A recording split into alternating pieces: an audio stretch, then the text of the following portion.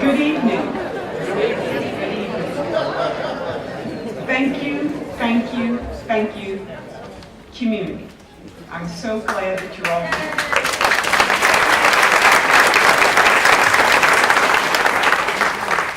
My name is Debbie Stroman, and this started just as a brainstorm of mine, having very emotional responses to what happened last week. And so I called my pastors, Rick and Jill Edens, and asked if they would host this event. And so I want to start off by giving them this opportunity to welcome you. And again, thank you very much for coming.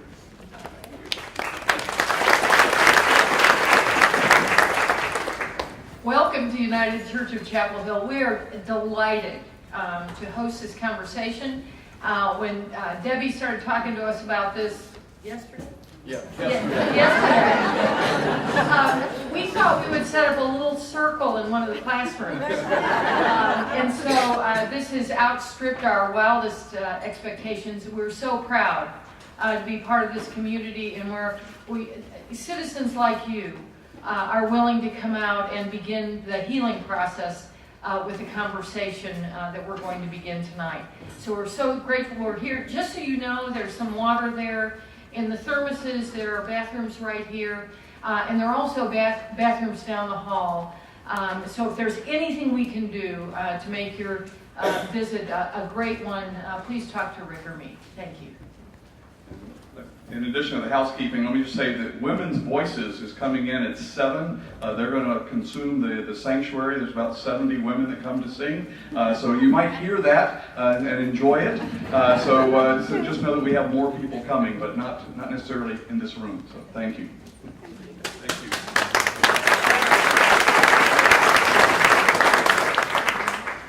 So I think we should start off with a moment of silence out of respect for the lives that were lost last week, and certainly today we've had another tragedy. So I think we should start with a moment of silence.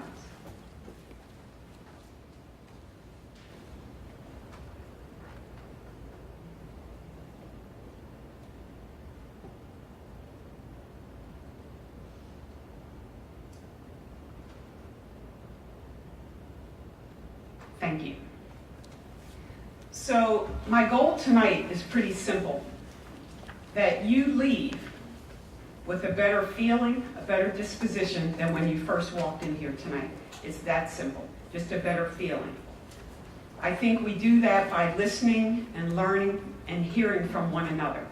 So I want this to be a conversation amongst the entire community. I think we're very, very blessed here in this community because we have low crime. We have highly educated people. We are privileged. We have an outstanding police force that takes care of us each and every day. But we have to think about how we can be better. How can we be better? And that's why we need this conversation. We have to understand that a tragedy could happen here. It could happen here. Probability, pretty low, but it can happen here. So let's focus on how we can be better. So general ground rules, that you not be long-winded. I don't want to have to do the hello. Whether you come up to this mic or the mic that's stationed right there, we want to be respectful. We want to listen to all viewpoints. And certainly, if your heart is still very heavy and you feel comfortable expressing yourself, please feel free to do that. We need to comfort one another during this time period. It's about being a part of one community. I represent many communities. I'm in the Black community.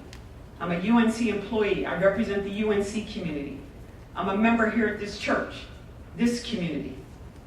Orange County, Chapel Hill, Research Triangle Park, North Carolina, United States, various communities. And just like you represent various communities.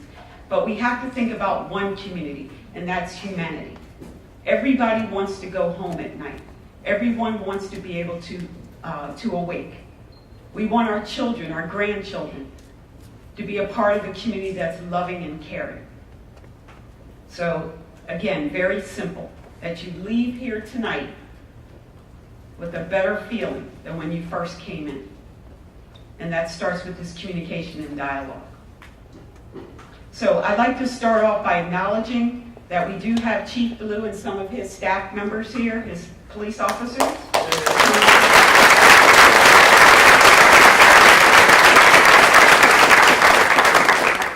You know, I think about my many blessings. I could go probably through every person in this room, and I know you're an activist and a leader in making our community great. So I acknowledge you here from my heart for all those politicians that are here, community leaders, church leaders, all of you are here. Thank you very much. One of my best buddies on campus, one of my colleagues, Dr. Frank Baumgartner, is here. He's done some amazing research in many aspects, but in particular around traffic stops. So I've asked him to come out and share a bit. Now, we do have some handouts I'm asking you to share because we probably don't have enough. But I'm going to ask Frank to come up and talk a little bit about what's happening here in North Carolina and Orange County. Thank you, Frank.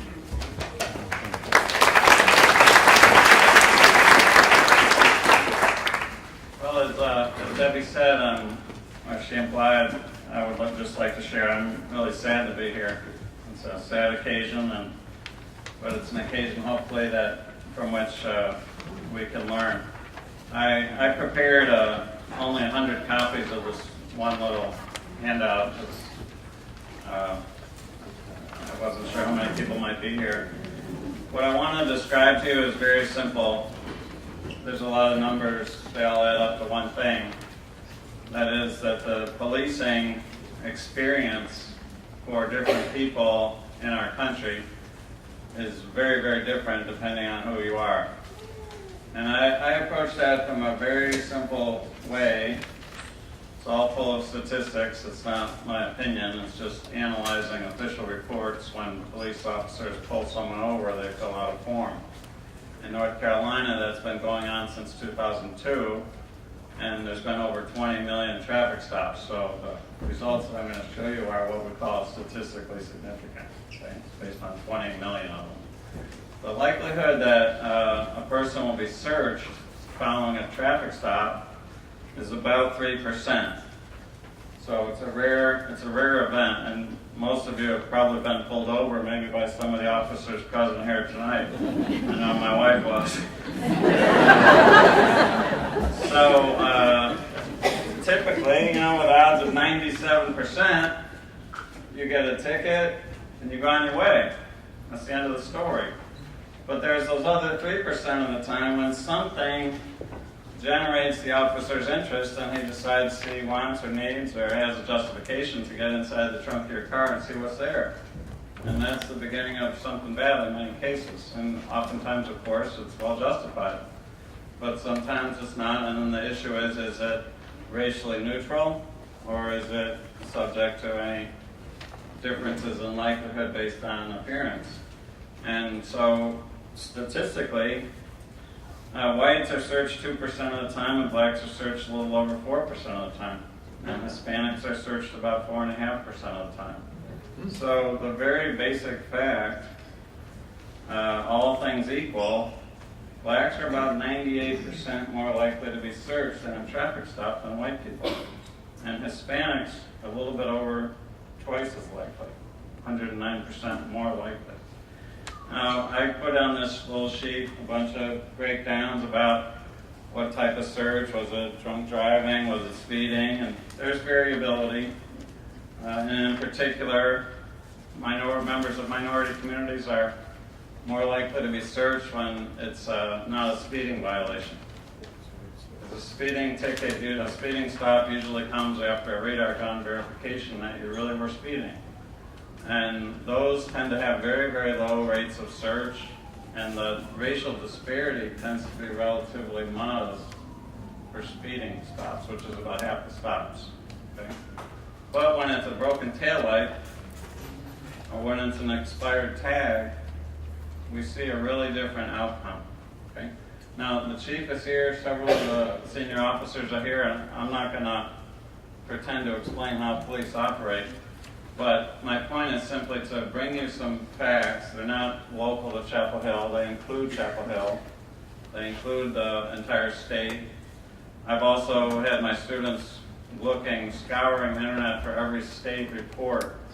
We found 37 statewide reports from Texas, Connecticut, Illinois, Maryland, and so we found 37 altogether.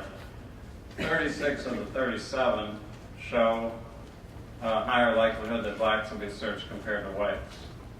These are annual reports, statewide reports, not for any single city, so they're all huge. Okay, and so many of them, the average is about it's about a 80 to 90% increased likelihood for the black driver to be searched on average across 37 different state reports. So there's nothing peculiar about Ferguson, Missouri. Ferguson had an increased likelihood of about 70% for black drivers in Ferguson.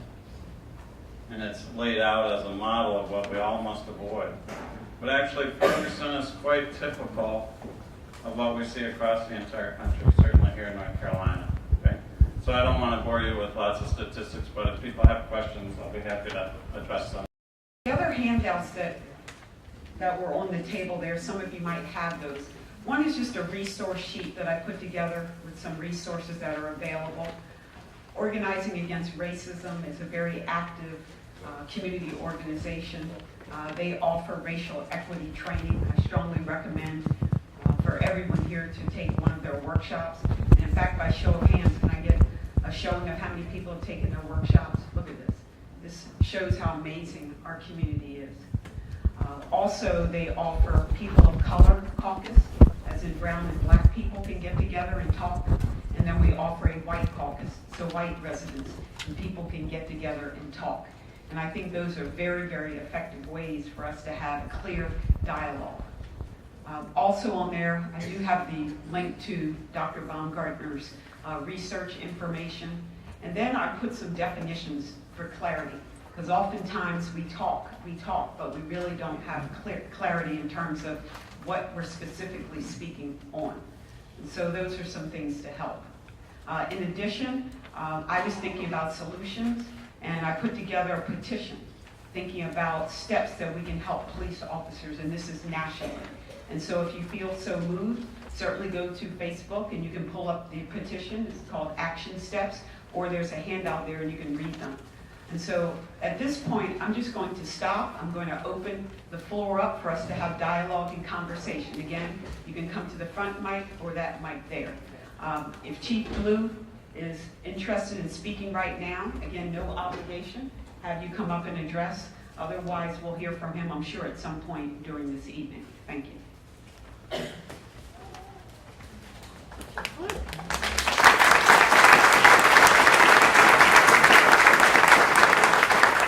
I wasn't planning to just stand up and speak, but the Spirit did move me because I'm impressed with the turnout. And as Dr. Baumgartner said, I actually share his sentiment. I'm sorry that we're here for this reason. On the other hand, I'm encouraged by the number of extra chairs we had to bring up. And that's a really good sign. Let me also apologize for my dressed down appearance. I'm recovering from a little leg surgery. I'm not quite back in full uniform yet, but maybe this is a little more approachable for tonight's discussion anyhow.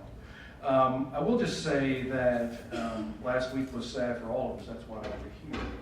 And I had the good fortune, some of my staff and I, to go to a joint worship service yesterday put on by the Love Chapel Hill congregation in St. Joseph's Church on Rosemary Street. And the message there was, and I won't say it nearly as eloquently as those ministers did, but the message there was we're all in this together.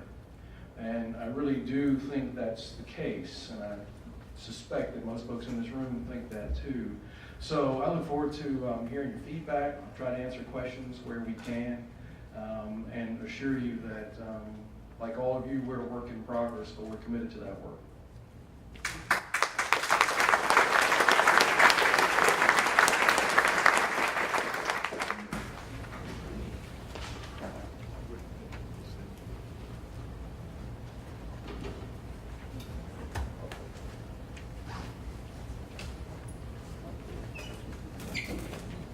Spirit coming up here because my question is actually for you guys. What steps are you guys taking? Like, are you doing implicit bias trainings, or what's actually going on? Would you repeat the question? Yeah, the question is what steps are underway right now. So there's lots of them. I'll hit some highlights. I will just say this. I was fortunate enough to get invited up to Washington, D.C. last week with police chiefs and leaders from all across the country to the White House to talk about kind of updates on the President's 21st Century Policing Report that came out in March of 2015. I'm going to interrupt you. You're a little taller than Debbie. Yeah? So I'm going to put this up on the line. Okay. That better? So I guess I left there discouraged and encouraged all at the same time. Discouraged that I didn't find any brilliant police leaders from any place who have solved all the problems that are confronting us today. So that was a letdown. On the other hand, I was encouraged to see how many agencies are doing some of the same things we're doing here to try to address the disparities that we've heard about from Dr. Baumgartner, and to strengthen community relationships, which is something that we take very seriously in this department. I've been in this department for 19 years, and that was a hallmark of our commitment to Chapel Hill long before I ever got there. So, and I'm sure there'll be follow-up questions. Just a couple things I want to highlight that I think are responsive to your question. Yes, we do implicit bias training. In fact, there are some experts out there who are noted as being the best police trainers in the idea of bias. And we all know that our biases carry us or follow us around all day, every day. We all have them. If they creep into your work when you're a landscaper, the outcomes might be different than if they creep into your work when you're a police officer, and we know that too.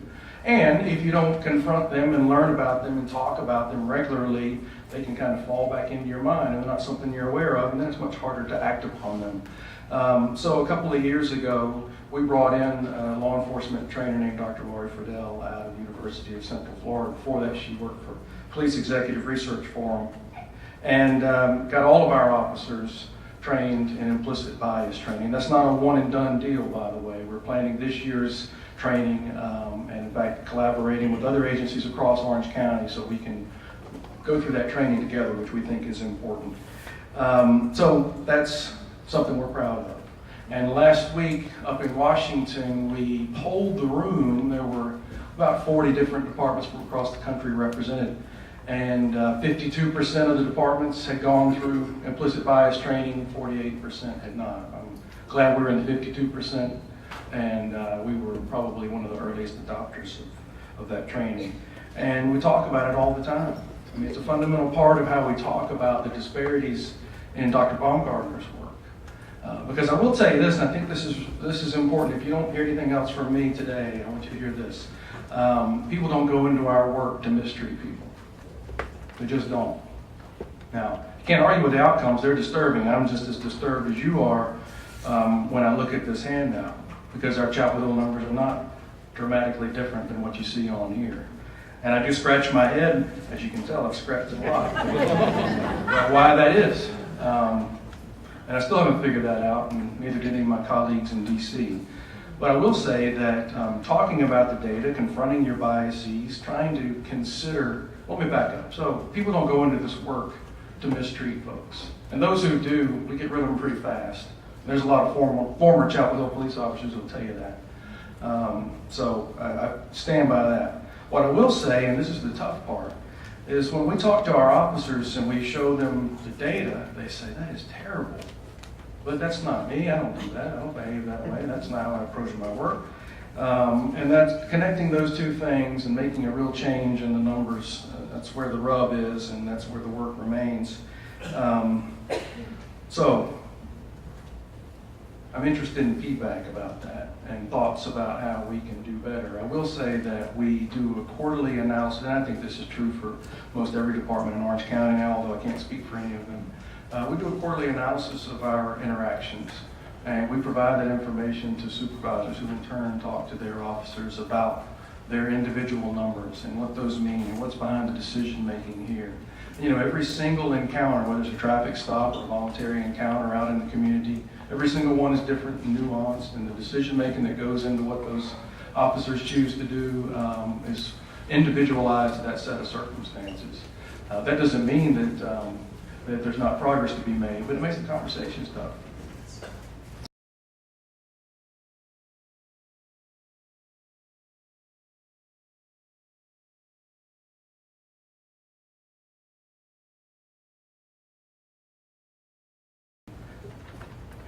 accountability is paramount, and it is something that I think every police agency takes very seriously. I can tell you we do, and where we can address bad behavior, we do.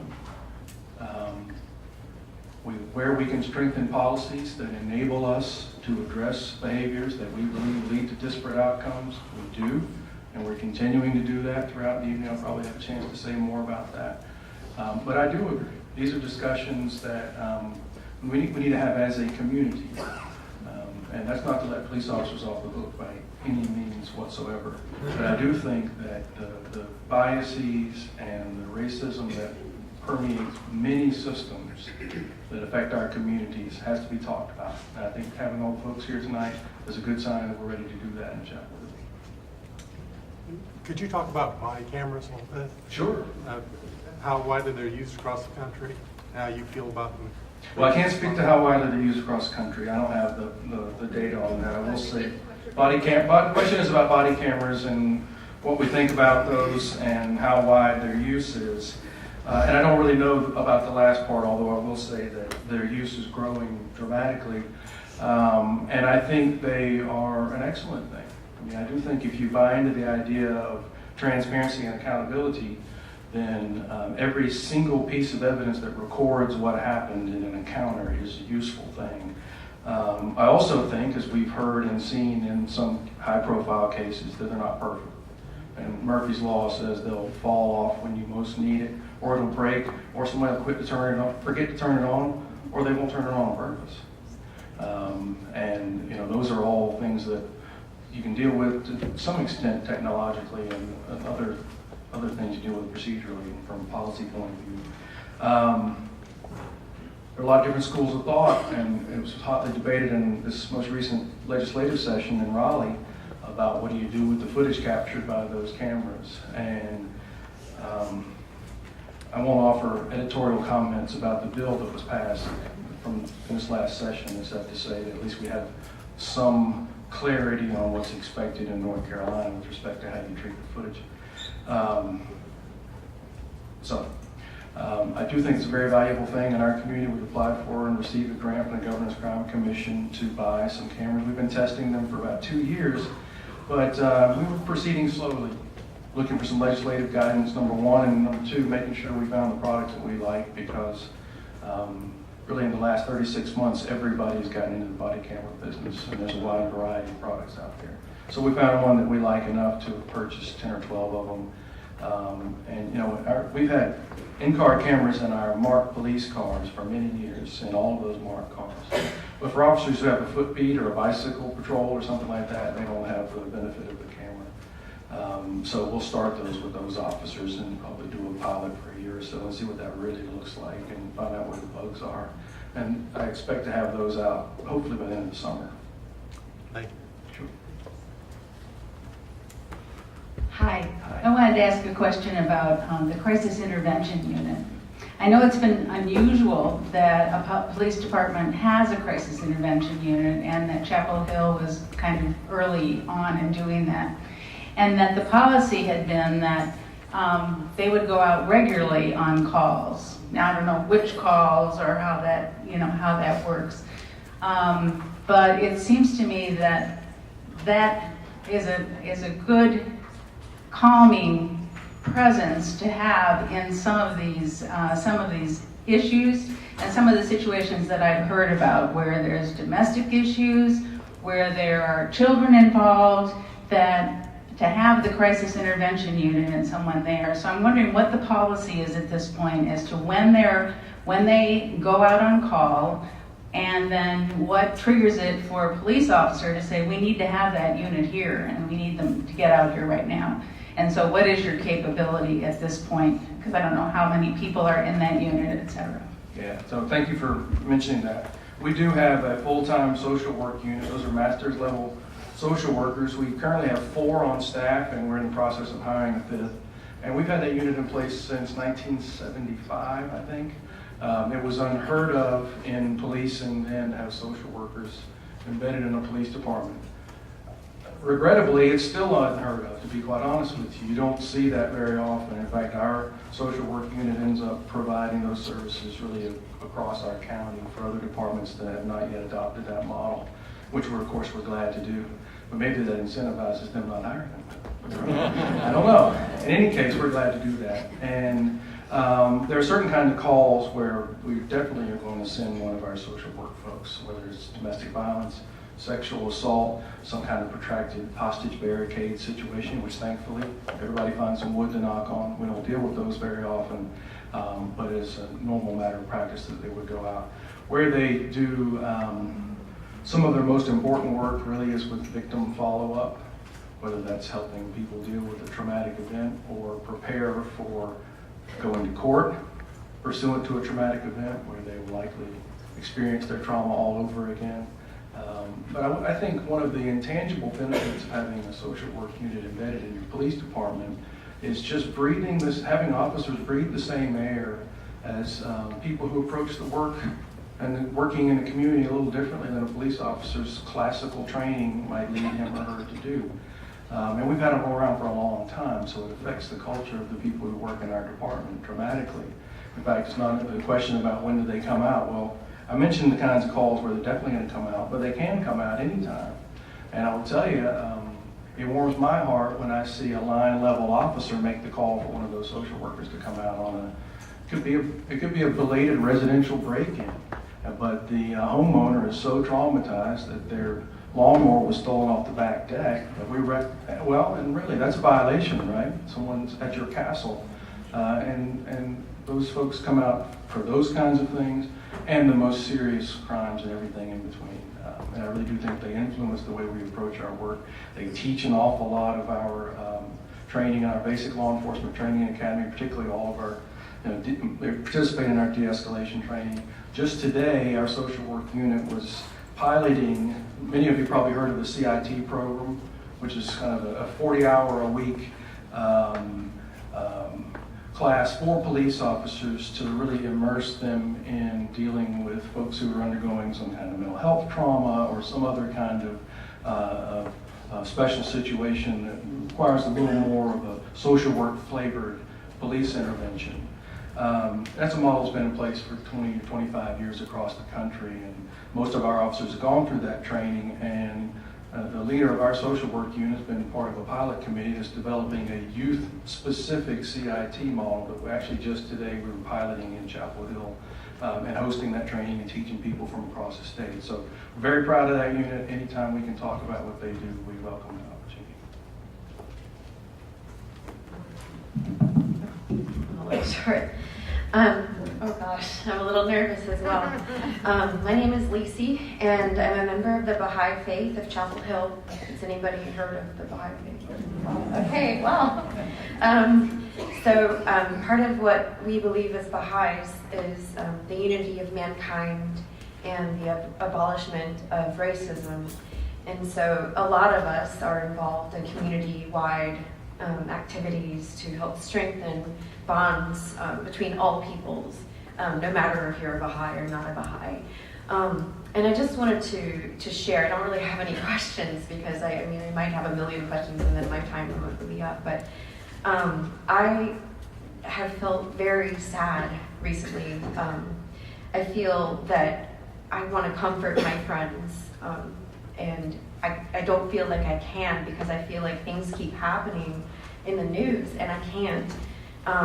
It seems like, oh, that's just a fluke. Actually, no, it's not because it keeps happening. And I feel in my heart, I question it, like, is this going to end? Has the worst just finished? And so I know a lot of people might be feeling the way I feel. I also worry about establishing trust with people and wondering if what's happened in the world is causing even my friends to ask, questions that they haven't asked before, like, can I trust my white friend? And I worry about that, and I want to do what I can to help, and I know people are putting in systems to try to fix things at the surface level, rules and such, and that's we need that. We have to have that. But what I want is I want it to come from the heart level. I want people to not need those rules. I don't want to have that rule in place. That doesn't make any sense. Why, I want to get to the deeper way that we see each other, not to have to, for me as a Baha'i, it doesn't make sense that people, I can't, it hurts me very much to see hate. I just want to say, I think it hurts everybody. I think that's why we're all here. And I know that everybody wants to make a difference. Is this an appropriate place for me to share a prayer? If not, I don't know how to. So I'm looking to make sure. Okay, this is a prayer because I feel like I don't have the answers. I don't know how to fix it. So I usually, sometimes when I don't know what to do, I share a prayer. I had it up here. My phone's dying. Hang on. That's the long one. I don't know that one. Yes, here it is. This is by someone named Abdul Baha. O divine providence, this assemblage is composed of thy friends who are attracted to thy beauty and are set ablaze by the fire of thy love. Turn these souls into heavenly angels, resuscitate them through the breath of thy Holy Spirit, grant them eloquent tongues and resolute hearts, bestow upon them heavenly power and merciful susceptibilities. Cause them to become the promulgators of the oneness of mankind and the cause of love and concord in the world of humanity, so that the perilous darkness of ignorant prejudice may vanish through the light of the sun of truth. This dreary world may become illumined, this material realm may absorb the rays of the world of spirit, these different colors may merge into one color, and the melody of praise may rise to the kingdom of thy sanctity. Verily thou art the omnipotent and the almighty. Abdul Baha.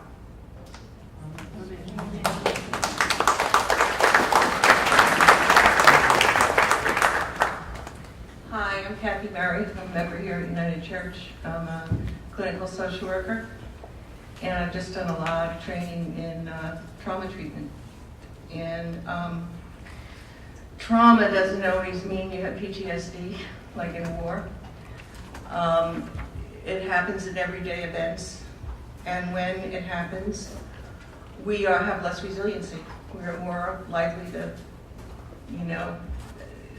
it doesn't have to be PTSD, but we will react and shoot first and think of it later because our survival brain gets in the way. And what I wanted to ask Chief Blue is, how do police or how does the department deal with the tremendous stress these people are under and all of the traumas they're in their daily life? I mean, it may not be blown up, in a war, but just driving around. I mean, there's got to be a lot of stress. And I just wanted to ask, how do they deal with it? And do you have any ways to help policemen maybe not go into therapy and work in PTSD? I'm not saying that, but just ways for them to process it or get back into a regulated state or, find resiliency. And that's my question and also my suggestion. Okay. Thank you. The experiences of our officers vary from person to person and how they react to the stress of the job. It is a stressful job. And they do see bad things regularly. It has a cumulative effect on folks. We take their physical health very seriously and believe that if you're physically healthy, that helps with your emotional health. So we have a rigorous wellness program. And help incentivize them exercising. If they're fundamentally healthy there, that helps their mind be healthy. We do believe that and support that. They also draw upon that social work unit that we talked about a lot. It is not at all unusual after we have a really traumatic call for us to find officers down there with those social workers talking to them. And that's, we provide structured opportunities for that too, but you all can imagine a room full of folks and you walk in with one of your crisis workers and say, okay, talk about what's on your mind. it's a difficult setting. So what we find, although we offer those don't tend to be the ones that are as well participated in as those impromptu visits that happen down to the crisis office late at night or early in the morning. And that's another reason we're really glad they're there. But it's something we think about. I mean, I went and talked to our shift that was working Friday night because they had just, like all of us, reacted to officer-involved deaths of young black men, followed up by 5 officers getting killed. Friday night's shift coming on to work, my heart went out to them. And I went up and spent time with them in their briefing. And I'll tell you, it's hard to find the right words to say to folks who are coming to work that night who know that they took an oath, and they went out and did a great job that night, by the way, but there were a lot of long faces sitting around that briefing table that night. So we try to talk. Just as we're talking here tonight, hoping to make some sense of things, we encourage our employees to do that. They do a lot of that. And that's not perfect, but it's an acknowledgement of the stress of the work.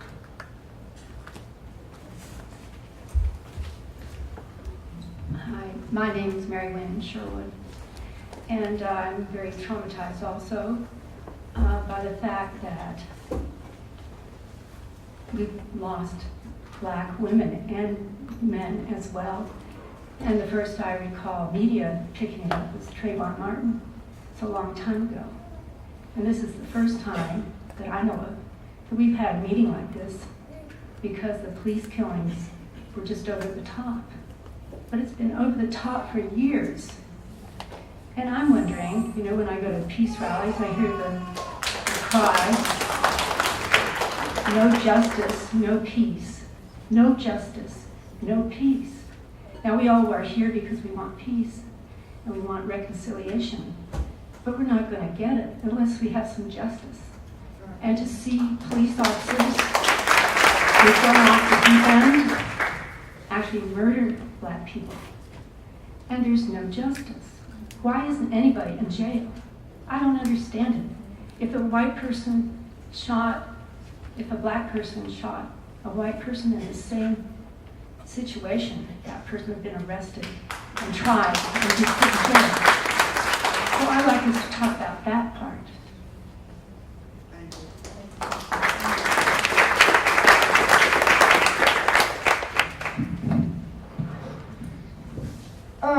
I think that all racism is very, very, very bad, but I really don't think that it has to escalate to the point that some people shoot other people and then somehow other people think that there needs to be justice, so they shoot them. If there needs to be justice, you need to talk to each other, not kill each other.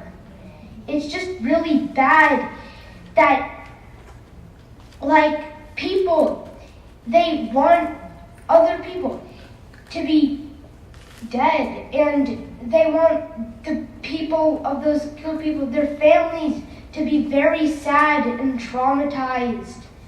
I don't see why they want that.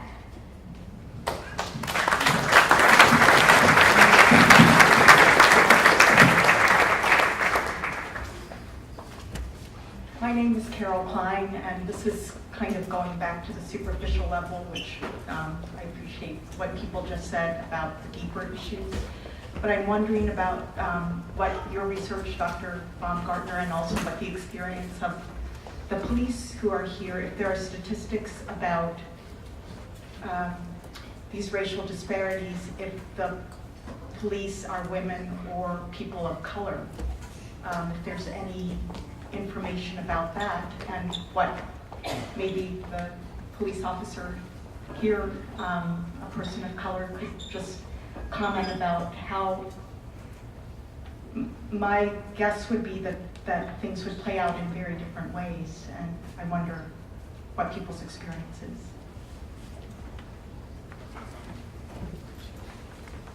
My job is always easier to answer because it's not personal. I can tell you the numbers. The numbers are not what you would want. I think in all of these, in a lot of discussions about disparate racial outcomes, I think we all hold out a hope that if we could just identify a few bad apples, the entire thing would disappear. And I've identified in North Carolina a lot of bad apple officers simply by comparing the percentage of white drivers they search to the percentage of black drivers who get searched. And if they had a minimum number, plus the rate is over double, plus it's higher than their department average, I call them a bad apple. And I control for that statistically. And I still find a 70% disparity controlling for the bad apples. Okay? So we can say that there are bad apples. I don't have any doubt about it. There's also officers with racial disparities that work to the detriment of white drivers. There's fewer such officers, but there are a few. So we can't simply focus on a few individuals. These are very institutionalized practices, norms, and expectations that go back hundreds of years. And so I think it's a false hope, and it's a natural hope that we could say that it's due to the agency of 1 or 2 bad apples or 10 or 20 bad apples. I think that we face a much larger structural issue. To answer more directly, I don't know the race or gender of the officers in North Carolina. That's not part of what's recorded. However, the police chiefs do, and so they can look at that way.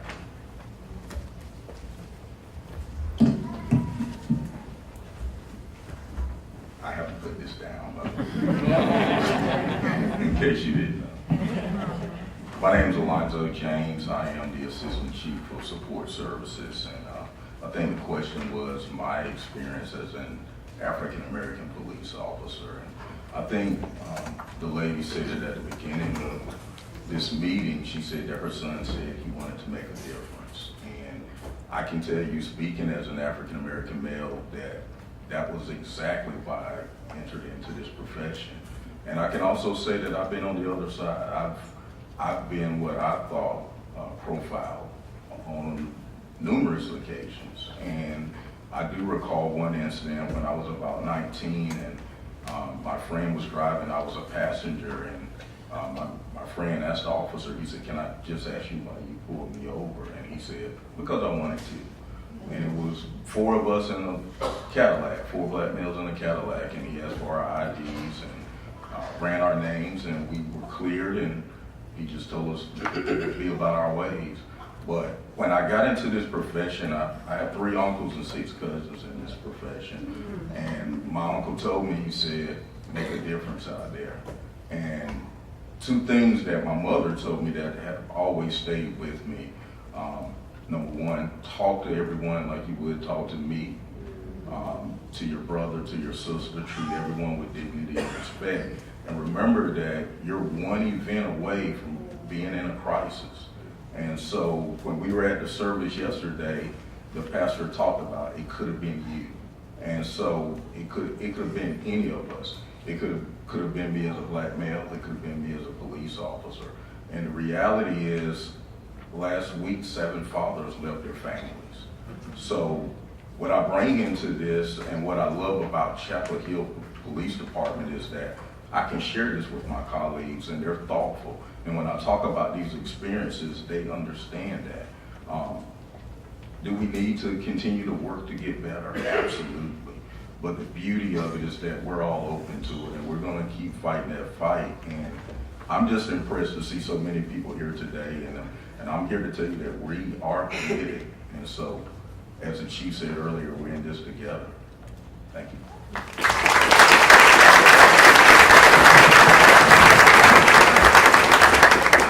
Good evening. My name is Eugene Farrar. I'm a former president of the Chapel Hill-Carrboro NAACP.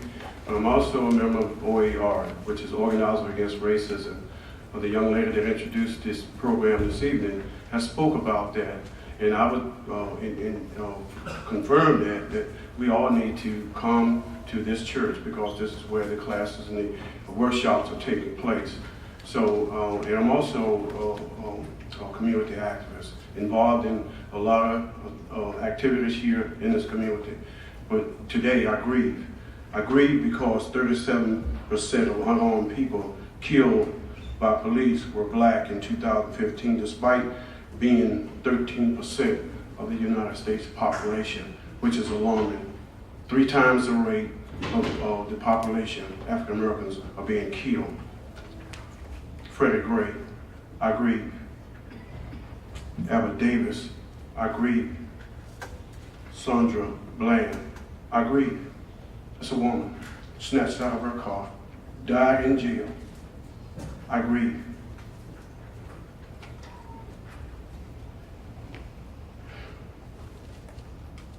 We're talking about change right here in the Chapel Hill-Carrboro district. When you ride around town, what do you see? You see buildings going up everywhere. What do you see going up to help young men re-enter this society in Chapel Hill-Carrboro? What buildings do you see going up to offer them some opportunity to come back into their community and make a difference? There is none. There is none. There is none. Simply because Chapel Hill has become so rich and neglecting those who are disenfranchised and the poor. But we're here today talking about the deaths of 5 police officers. Yes, I grieve for them as well. For over 400 years, I've grieved because through slavery, canine dogs, hangings, yes, I grieve. We need to really have a serious dialogue about race if we're going to sit here and talk about making a difference. We can make a difference in young men going to jail, re-entering back into society, but what are we doing to help? We're not doing anything. So when is Chapel Hill-Carrboro going to build something for those young men who are getting out of jail so that they can make a difference and an impact and build their character in this community? And the other thing too, when we hire people, why can't we hire people who live in Chapel Hill, who can invest in Chapel Hill? It's easy to come to Chapel Hill and work and then go back to your hometown and do your business there. Because one thing that I will say, and I'm talking to the police department, town, the university, I'm talking to everybody who is in a position of leadership and authority. We need to do something for our young people other than harass them, chase them up and down the street, falsely accuse them, send them to jail, then we let them come back out just to reoccur again. When are we going to do something about that? It's time for change.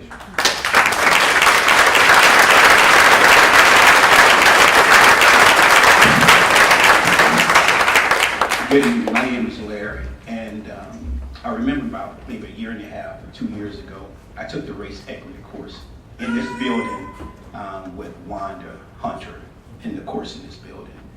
And I remember the conversation in the room. We were all in a circle, the whole circle thing.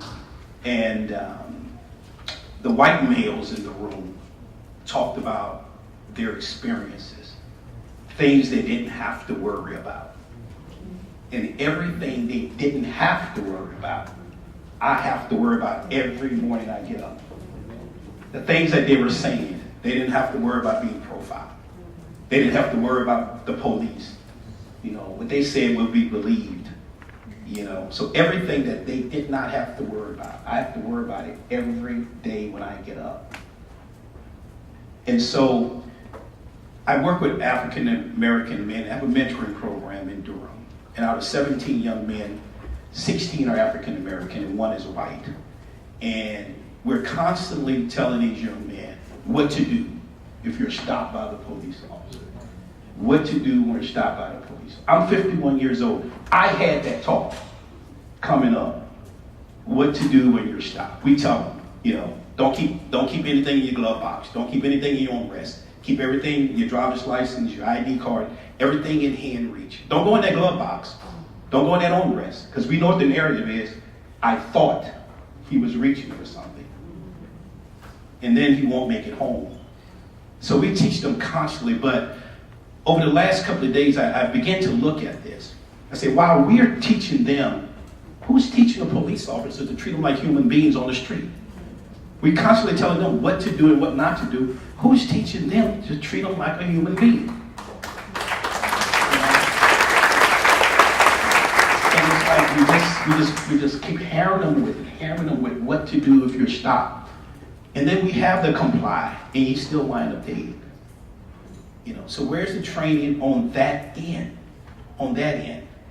So I think what I'm beginning to see is we don't understand it until it's at our doorstep. And there's the differences. We can mask it all we want. Your experiences is different from mine. And you may not understand my pain until it hit your door, till it happened to your child.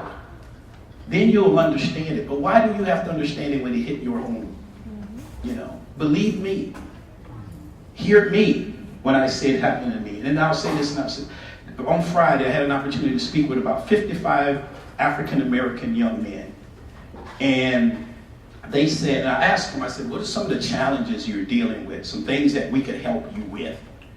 And I'm looking for, bullying and, joining gangs and stuff like that. They said discrimination in our school system. And I'm like, wow, here's a middle and high school students talking about this being discriminated in their school system. Now, if they're being discriminated in the school system, just imagine what's happening on the streets. Thank you.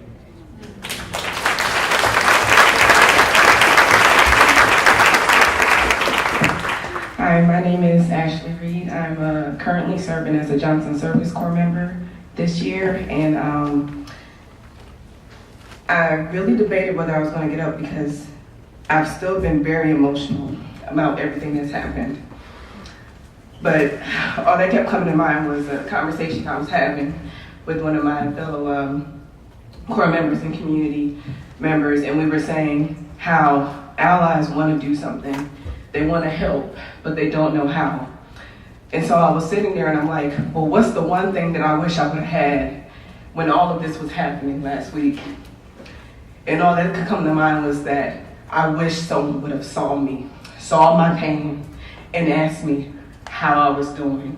I can count on one hand how many people acknowledged me. I had to get up and still go to work. I came home and saw another man get killed live on a Facebook stream, and I had to get back up and go to work again the next day.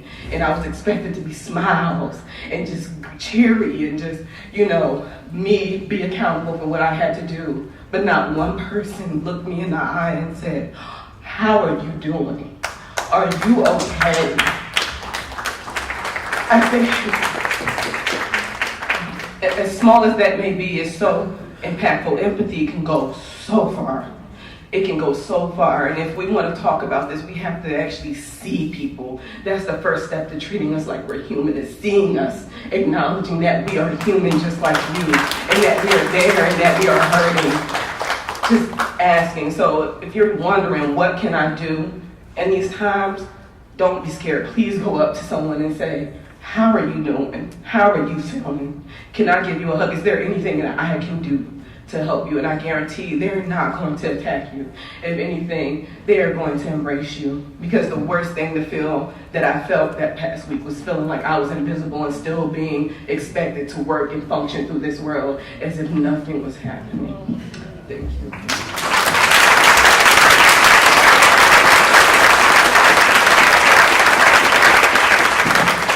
Good evening. My name is Barbara Fouché.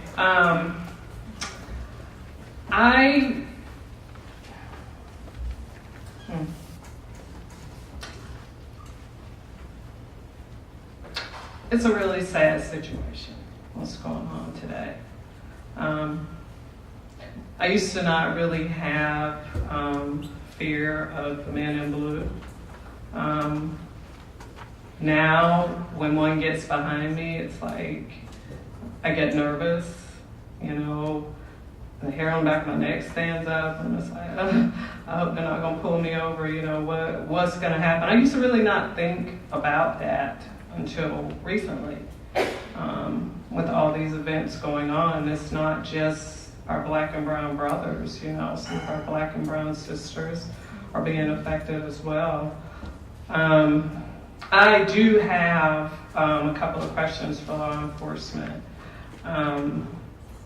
We have rights as civilians, and I think that sometimes when people get stopped, they might feel like they lose those rights. They get nervous. They don't really know what they can and cannot do as far as like searches and, you know, seizure and things of that nature.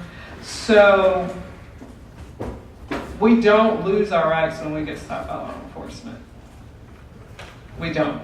So, I mean, everybody just needs to be aware of that. A lot of you probably are, but we don't lose our rights when we get stopped by law enforcement. So my question for law enforcement is, what is the best procedure when a civilian is stopped by the police, and what should we do or not do? And I mean, this is just kind of like for whoever wants to get up and answer the question, law enforcement, because, and I don't know if it depends on the reason for the stop or, you know, because I've also heard, well, you know, they looked like they were reaching for this, or they looked like they were getting ready to do that. So just, I guess like some pointers, you know, would be helpful. Chief Blue. Thank you. Great question, thank you. You do not lose your rights. In fact, the oath that we all take and put our badge on is to defend your rights. Take that very seriously. And when I find out folks have violated that oath, I deal with it. Better? Thank you. One thing I want to just speak about, and I failed to mention before when you asked, what are we doing? And I think this goes to rights. We talked about bias, and we talked about the difficulty in regulating what's in someone's heart and in their personal experience. So in some ways, as law enforcement leaders, as we work through those challenges, we do have to address things we can address, like policy and regulation. Those are things that are easier to enact and then evaluate. And one of the things that we started doing a little over a year ago was requiring officers to get written consent to search your car, absent probable cause to search your car. And actually, a number of people in this room helped us think about that. The idea being that there are certain parts of a community that will not feel comfortable asserting that right in the face of authority. And we heard that. We recognized that that's probably true. So now, absent probable cause to search a car, which is a different standard and one that you don't have to consent to. But absent that, when an officer says, do you mind if I search your car? Now we require them to read a form to you. And you have to indicate that you understand not only what they're asking, but that you have the right to refuse to do that, to consent to that. And what we found, anybody want to predict, and I don't have stats with me by the way, so I'll apologize in advance. Anybody want to predict how our searches have trended? Anybody? Okay, it's a good room. Yes, it's trended down. I have not seen any change in the safety of our community, and chaos has not erupted.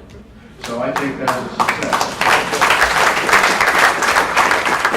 I'll also tell you something else that just goes more generally to the interactions and encounters, and this is where those in-car cameras are so important. We require our supervisors to randomly pull, how many hours, Captain? They have to do an hour per officer per 28 days? Yeah. So every officer has at least 1 hour of random video footage that is pulled from their camera and evaluated by their supervisor. And we are looking for, and that's outside of our checking to make sure the forms are turned in, all that kind of procedural stuff. But what we're looking for there is the behavior of our officers when they don't know that they're being watched. And the expectation being that every encounter is professional. And in fact, we talk a lot about customer service. It's debatable about whether you feel like a customer when you're sitting there. But I think you get my point. It's a philosophy that translates when we're talking to people, and we stress that. And we don't always get it right, I can tell you that. But what I do really encourage you to do is to let me know when we get it wrong. And I can assure you that we look into every single complaint. I want to go back to a statement that was made by someone previously at this mic. I think all of us have been astonished at how infrequently officers are indicted how infrequently they are tried, and how infrequently they are punished. Anybody here feel like that? And maybe this is a question for the chief, maybe it's for Dr. Baumgartner. I kind of wish our district attorney were here. But what is it that goes on from the time something shows up on TV and everybody sees it and is aghast, and the time that the officer's exonerated?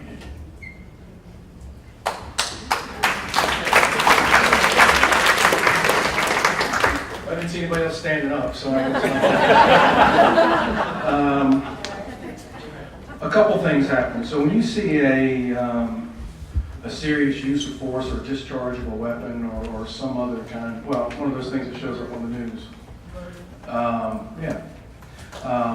Two investigations happen simultaneously. One is an internal investigation that really looks for violations of policy. Another is a criminal investigation because the discharge of a weapon that hurts or kills someone is potentially a criminal act depending on the circumstances, right?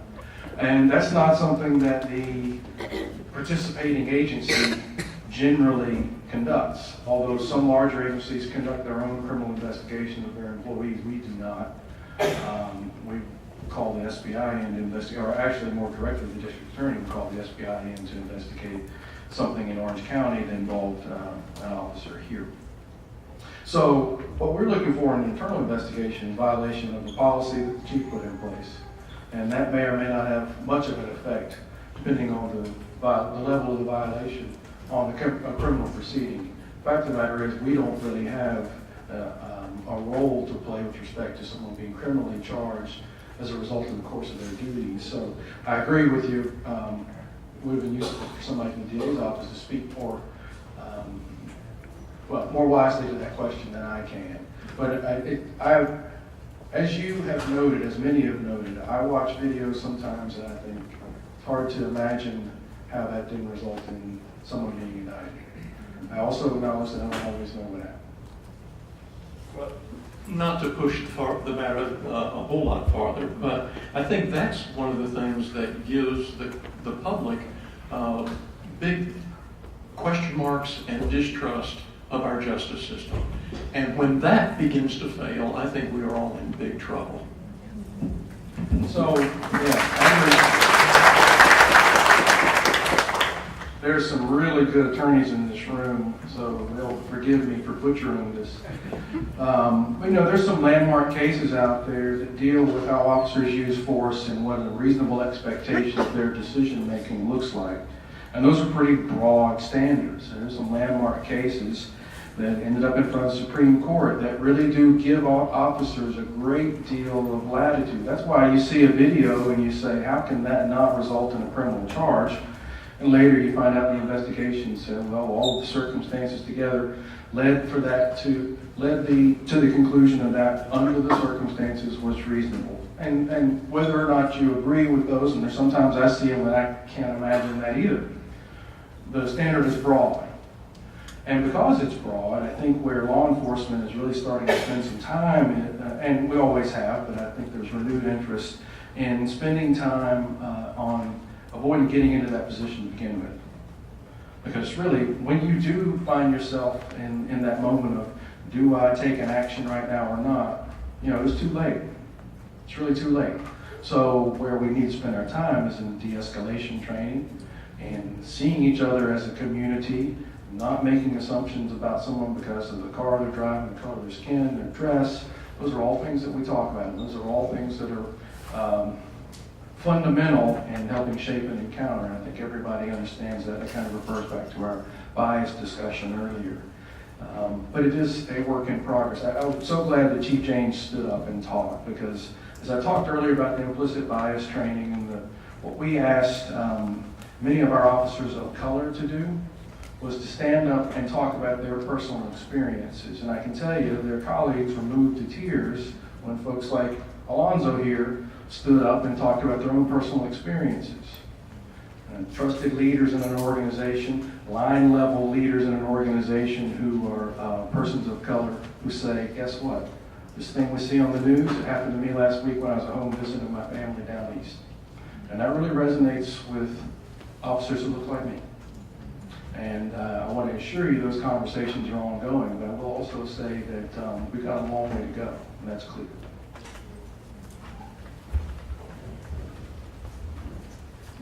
Good evening, everyone. My name is Betty Curry. I'm a member of the OR, as well as a community activist, as well as a grandmom of 4 boys. I have much respect for you, Chef Boo, Chief Boo, and the other officers, but I'm sorry to say most of us don't have respect for you. In the black community, we don't like cops. Cops are the bad guys to us. And that's only because we're treated as such. My question is, how are we going to unify the black community with the police officers? And what can we do to bring trust again? Because we don't trust y'all. We feel as though you set us up, you know, in the white community, y'all serve and protect. In the black community, y'all search and seize. And that's what happens in our community, so we're terrified. I thank God, not share that to some people contrary to what you believe. I don't have a record. But most black people, our black males, are felons. Most of them. I mean, you can't really find a black man that they can go down that road. But I mean, the average black male today, as well as women, are facing felony charges. And it's prominent, the history is there, So my question to you is, how do we change the mindset of the individual who believes that when he sees me, I'm in trouble? When he sees me, I'm gonna hurt him, oh God, let me clench my pocketbook. It's one of them. You know what I'm saying? How do we change the mindset in Chapel Hill-Carrboro? Because as a black woman, Muslim woman, I've experienced invisibility, as my sister mentioned earlier, and ignorance, dissidence. I don't matter, you understand? And I would like for us to matter instead of being behind the woods, which is all signified for all the blacks that's out here. They're behind the woods. And so it's one way in, one way out. So that was always a question I had. Why is that? Why are we invisible in this town? And what are we going to do to unify us all to talk, to talk about your fears or hopes and dreams? And that's what I would like to see Chapel Hill become.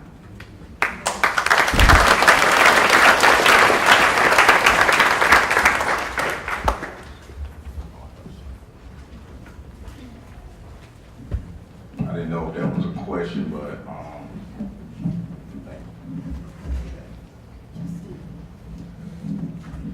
Chief Luke did mention the implicit bias training, and part of that they talked about contact theory, meaning the more contact we have with people who are not like us, the better we understand them, and the more we manage, the better chance we have of managing and reducing those biases. So that's number one. I don't know if you all have heard of President Obama's 21st century policing recommendations, but basically in 2014 they had sessions around the country and they talked about the disconnect, and there were 2 things police officers talked about: how challenging it was to go into certain communities because they felt disrespected, but also 2 members of the community said, hey, we want to see the police in a non-law enforcement capacity. So we need to answer your question. We need to just have community connections, and we are doing things. Again, we're going to get better, but we've had basketball games with some of the youth. We sat down and broke bread with some of them. So the mission continues. We're going to keep doing that, but to answer your question, that's what it takes. Just a follow-up on that. There was a show, I think I should come up here. There was a show on 60 Minutes, I think, about maybe a month, 2 months ago about community Can you policing. speak louder? I'm sorry. There was a show on 60 Minutes. Do it. Okay, I'm not a microphone person. 60 Minutes had a program, but then the last couple of months about Watts area in Los Angeles, and some of you may have seen it. I think it was 60 Minutes.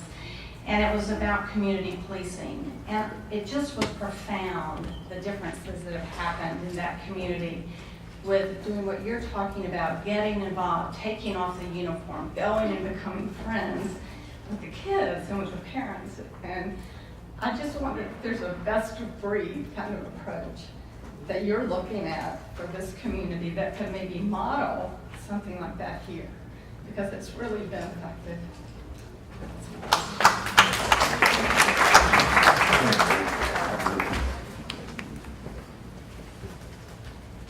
You heard Chief James talk about that contact theory, and I do think that's true. I mean, I think spending time together, knowing each other as individuals. I do respect you, by the way, and I don't know you. And that's the way it ought to be. And I know you might really respect me a little bit. I mean, well, I love police officers, but I'm just saying. I understand your question. I get your point, and I think it's a good point. And I think we need to continually look for opportunities to be together. I grew up in this community. This community looks a lot different now than it did when I was a kid. So we have to work even harder to find those contact opportunities, if you know what I'm saying. And we are. Chief James talked about it. You know, for a number of years now, we've taken a group of young kids who might not have gotten this opportunity otherwise to the historically black colleges and universities all over the East Coast. People don't know that. There's young people doing well. Yeah, we do. We should promote. We should talk about it better. But also, I'm not in the business of exploiting the nice things we do for kids. We just do them because it's the right thing to do, right? And if I don't tell you about it, you should assume it's not happening. And I think that's important to say too. And thank you for letting me say that. And I hope that I didn't mean to chastise you. In fact, you gave me the opportunity to talk about it.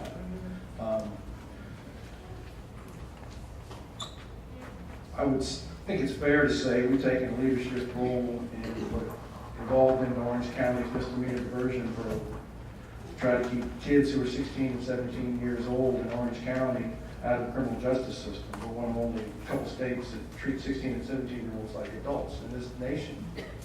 And that means that a dumb mistake that a 16 or 17-year-old makes, like I made many, I just didn't get caught very often. And if I had, I wouldn't be standing here in front of you tonight, at least not wearing the outfit. That's not lost on us. That's an example of something we're doing, acknowledging that some young people in our community have a different experience than others.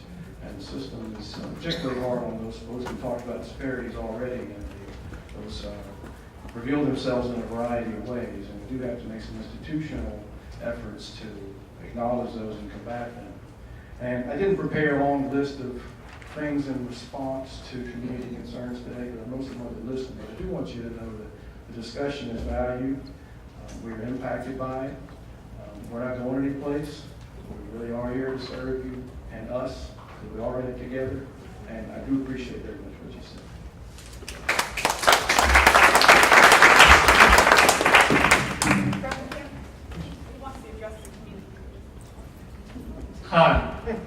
Hi, I'm Roscoe Reeve, and I'm a member of this congregation. I'm also chair. That's not right.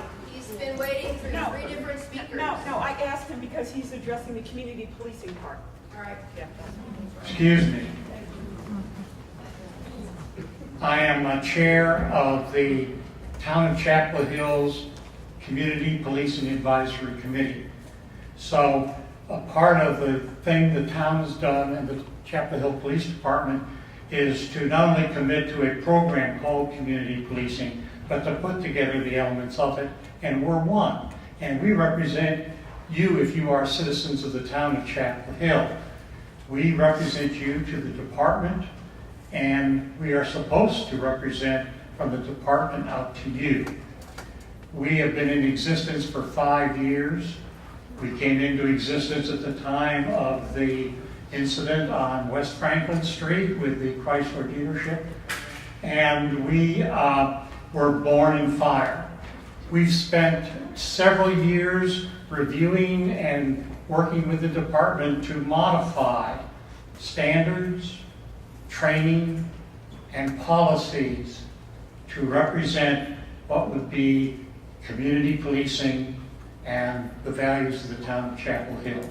We've spent the last 2 years in complete concentration on fairness, bias, and the things necessary to have a fairness in the department, Chapel Hill's police officers. What I think you'll hear and imply from tonight is that it's important for the community to be involved. Please get involved. Please think about coming and joining us. We have no applications on file that I know of to be on our committee. We need people of color. We need women. And all you have to do is go on townofchapelhill.org and pull that form down, fill it out, and send it in. Consider being with us, because we are on the lines just talked about, trying to create dialogue, trying to communicate, and trying to see what is possible in addressing the alienation or the satisfaction of our citizens to be safe and to be valued and to be considered human. Thank you.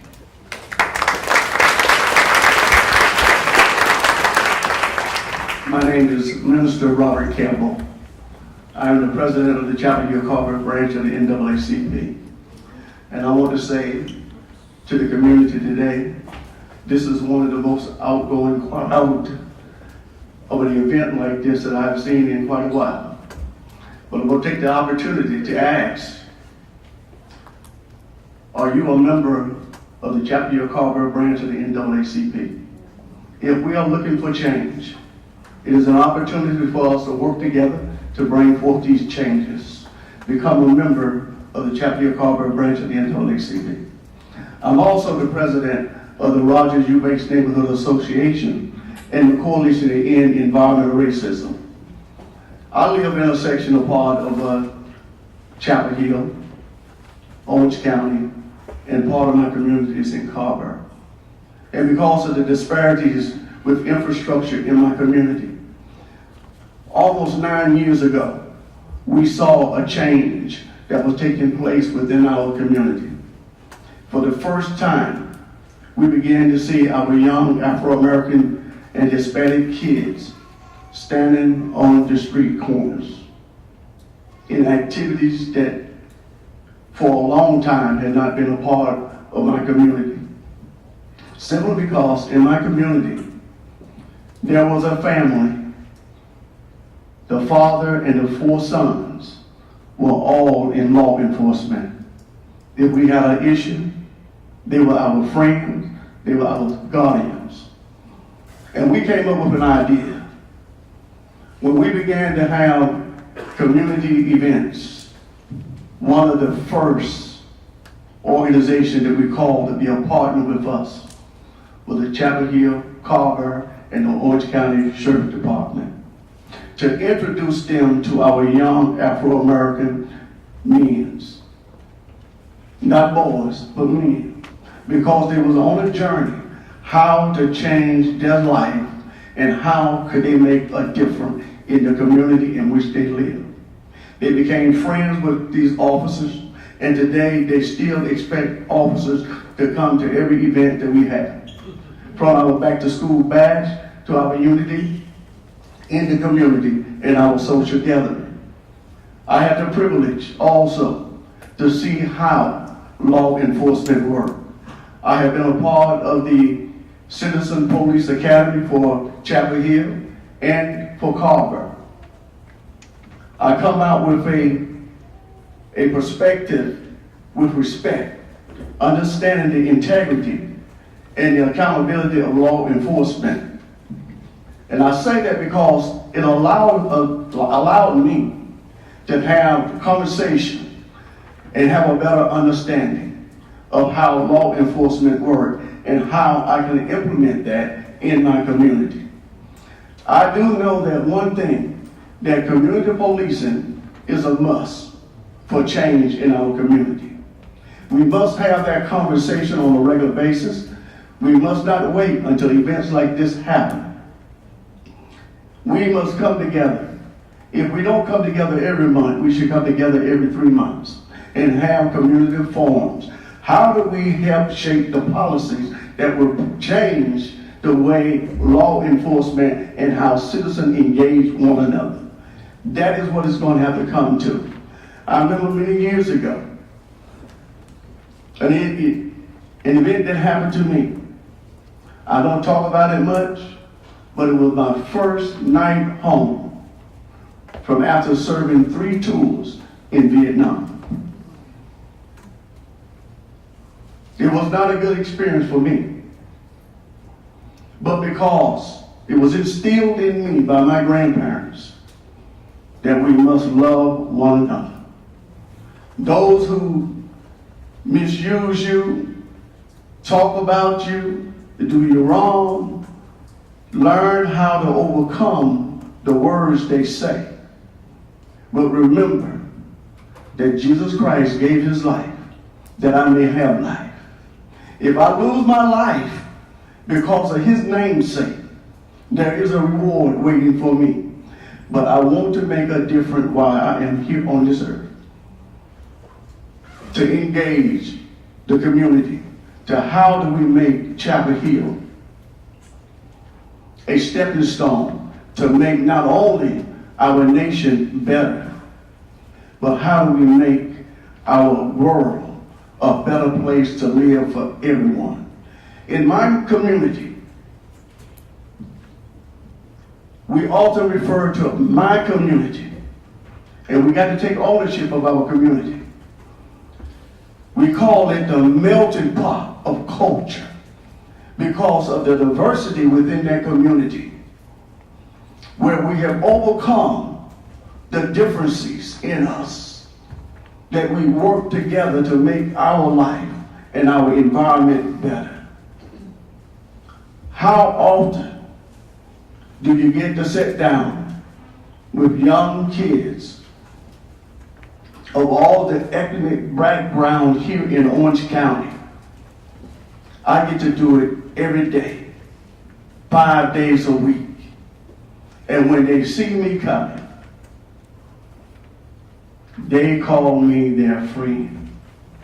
If they don't call me Minister Campbell, I am their friend. So that's what it's all boiled down to. How do we work together? And I give you an invitation, because we do an after-school program and a summer enrichment camp. And we are focusing on academics. We are looking for volunteers to come out and mentor our young people, to teach them the basic of education. That is an open invitation. 5 days a week, from 7:30 in the morning until 5:30 in the evening. You are welcome at the Rogers Road Community Center. Thank you for your time.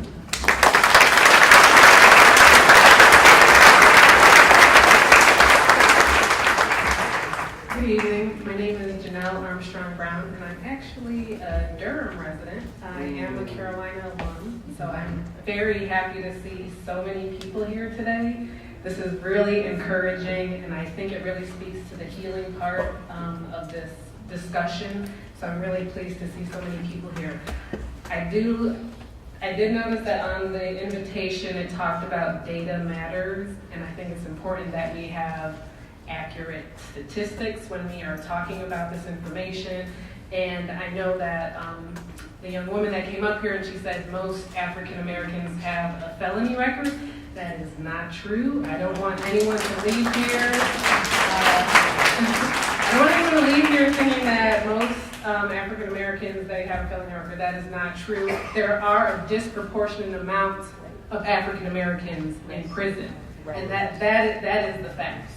So looking to see why is that the case, that there are a disproportionate amount of African Americans when African Americans only make up 12 to 13% of the population, and they account for, and I'm not going to throw any numbers out there because I don't have the statistics with me, but they account for a disproportionate amount of people in prison. And so I just wanted to make sure that we clarify that most African Americans do not have a felony record.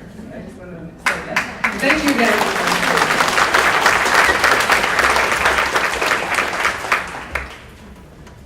Good evening. Dr. Baumgartner, thank you for these relevant statistics. I think they're very interesting, and I just wanted to ask the community at large, were you surprised by these statistics? Raise show of hands, please. Who was surprised? Who? Wow, that's very interesting. So the majority of you already knew this information.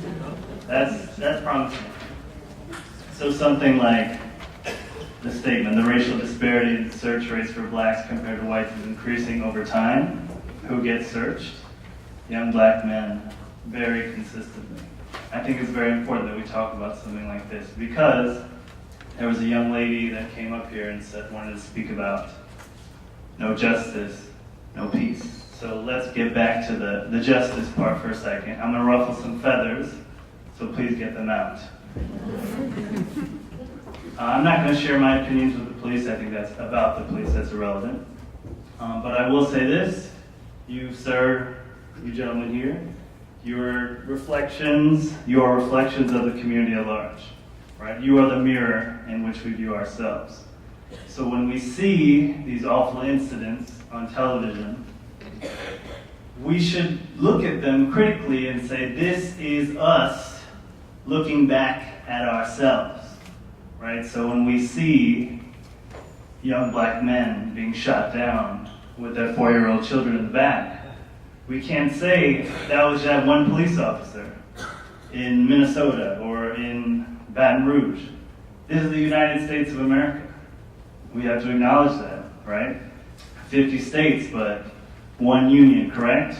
One constitution, 3 branches of government. I believe we all learned this in civics. So that means that we are responsible for what is happening in these 50 states. Am I speaking anything incorrectly? So what I will say is, when Doc B over here introduced these statistics, this is not just the police, right? This is the entire country. This is our whole education system. The flagship university of this state, in a state that's 20% African American, only has 8% African American students. Right? Disparities right there. Disparities in graduation rates. We are graduating so many young children every year. Where are their jobs? How are they going to pay for their education? I think that when we talk about disparities in policing, as much as the responsibility is on them to do their job correctly, and it is, we have to think about they're not scapegoats. They're the police. Whose police are they? And if they're not accountable to the citizens, you individuals here, myself, then what function are they? Thank you.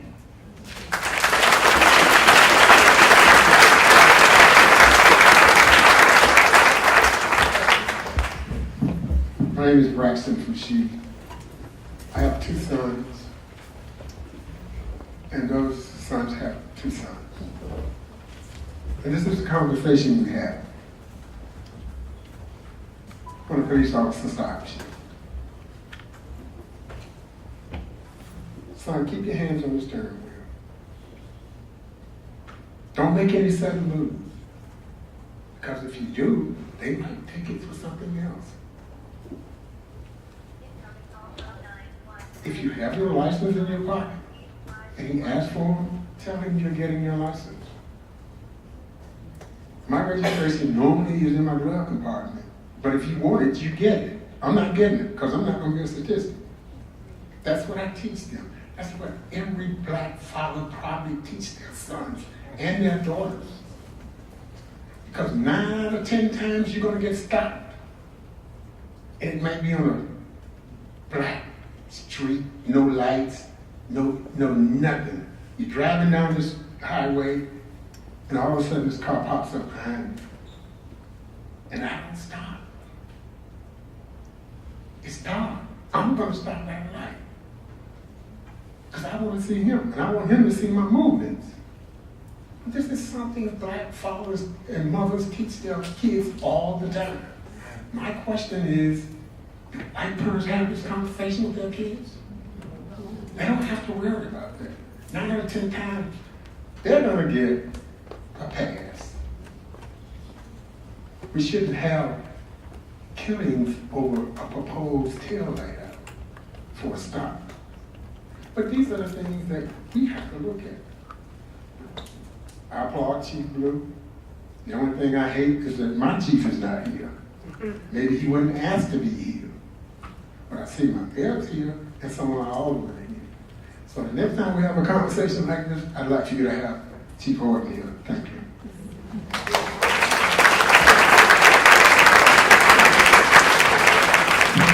Hello. My name is Justice Shaw Jr. Some of you know who I am. Unlike the young lady's sister there, my best friend was Police Chief of Durham. I'm from Durham. And my father and mother had to talk with me too when I turned 16. And the first thing they told me was, you're a young black male in the South in America. Never forget that. When I was a sophomore in college at Shaw University, I had a late class. And I was coming home, jamming to some Earth, Wind, and Fire. And all of a sudden, 3 police cars pull up behind me. So I said, okay, rule number 1, make sure they can see my hands. As I'm sitting there waiting for them to come up, one came on this side, one came on this side, and one behind me had his gun out. As I asked, what did I do, officer? Sir, I was never told. They got my license, got my student registration, my car registration. They ran all the information. For about 10 minutes, they came back, gave me my papers back. Once again, I asked, what did I do, officer? Because I know I hadn't violated anything. And I've heard this so many times. Then, now, it seemed like forever. I fit the description. As a black male, a buddy of mine once said, we're constantly the eternal suspects. And I have to prove I haven't done anything before I'm assumed I haven't done anything. Now, as far as what happened last week, I wish I could say I was surprised, but I'm not. And first of all, a little background here. I'm a retired TV director. So I saw many times the stories go across the screen. And I had this joke that one of the things I often say is, Lord, please don't let them be black. And when they're not black, thank you, Lord. Because I see it so much that it's like, when is it going to ever stop? And I walk away becoming numb to anything I see like what happened, because I've known it to happen, with the advent of iPhones. Now you see these things. I've known these things that happened since I was a kid. This is nothing new. To any black male, no black people in here, this is nothing new. We've seen this time and time and time again. But it was like, it's in your imagination that it really didn't happen, you misunderstood. One other thing I want to say, my best friend was chief of police, I think I said that, was chief of police of Durham. So I don't have anything against the police. Secondly, I don't have a police record. Never been busted for anything. Been stopped numerous times that I can count. The times, if I were to put how many times I've been stopped, I could fill a calendar year. Like I said, we're the eternal suspect. And somewhere along the line, you get numb to it, and you just deal with it. But after a while, you get tired of dealing with it.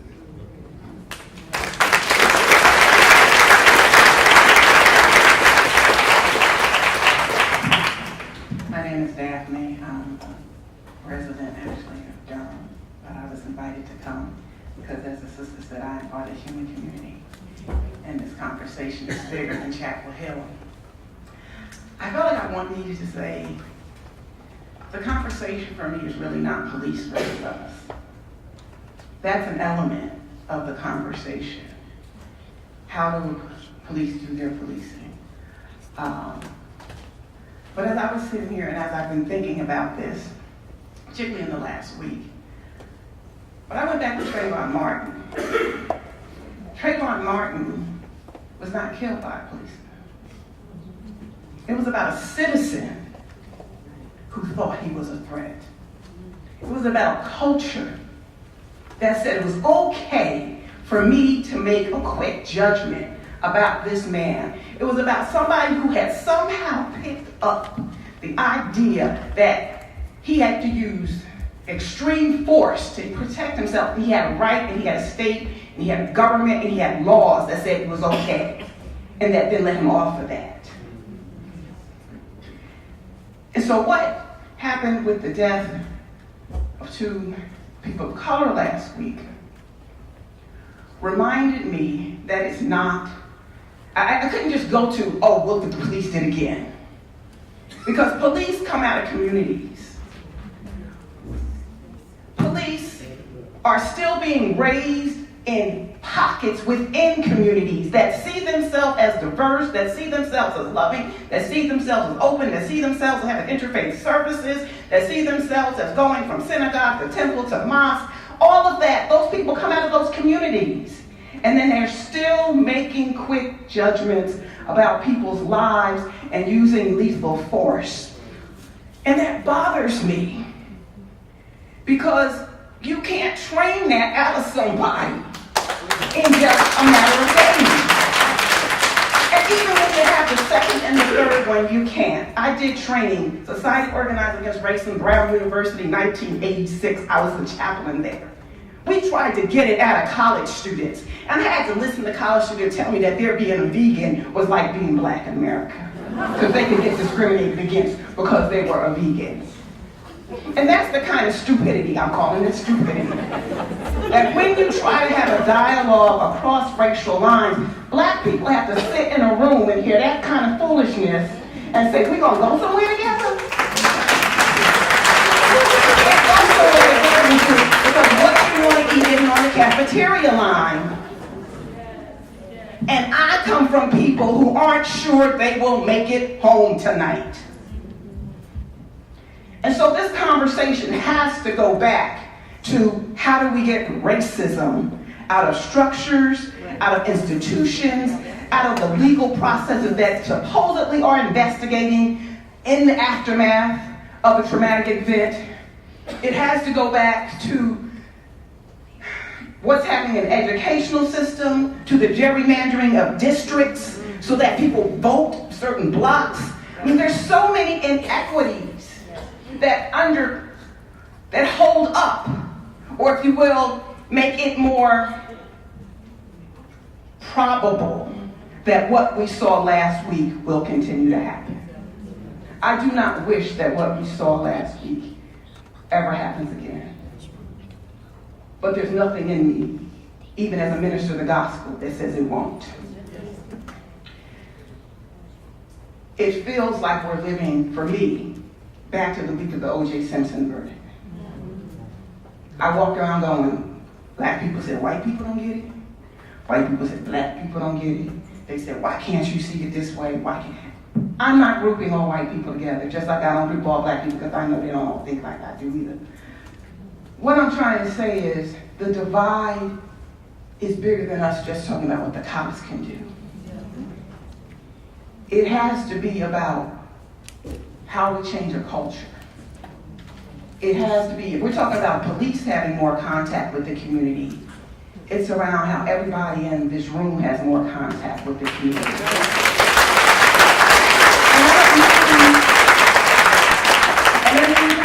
I don't mean interfaith services. I do not mean those great little services, the liturgy just right, the Baha'i there, everybody there. You know, I'm talking about, are you going to make your friends uncomfortable about inviting some people of color to the next party and talking about something meaningful? Because if we ask people to check their lived experience at the door to be part of your community, then you're not really seeing them. And that doesn't build community. You know, I've been accused sometimes of talking too much or talking out of turn, and I've worked in predominantly white institutions most of my life, and I can make people uncomfortable. I said, because you have to see me.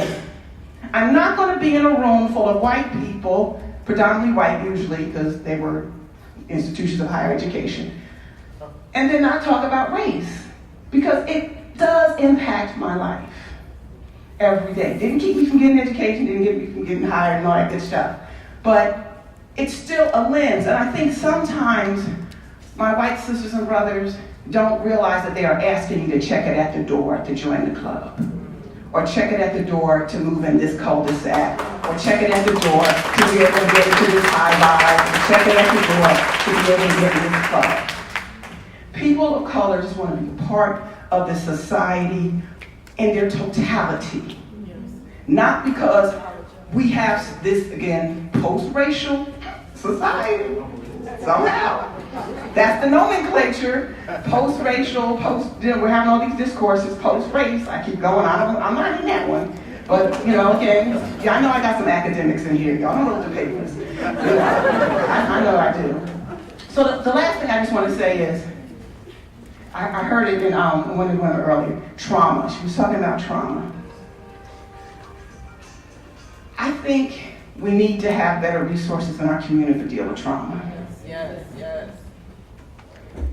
People of color, and there have been some, again, professional papers written about the trauma that communities suffer because of policing or because of the history of racism and all the multiple, the long saga of American experience, African Americans' experience in America. What last week with the killing of 5 officers and the shooting of 12, I think brought home to everyone is that white people have a new way to think about trauma. Because you all don't live day to day with someone saying, I'm going to shoot you because you're white. That's hard to hear. I'm sure that was hard for you to hear, that that's what was said. But remember, we heard it last year when the folk got killed in church. They went in and shot because they were black. And people of color had to live with knowing that my very beingness makes some people not love me or not like me. And so you now are traumatized.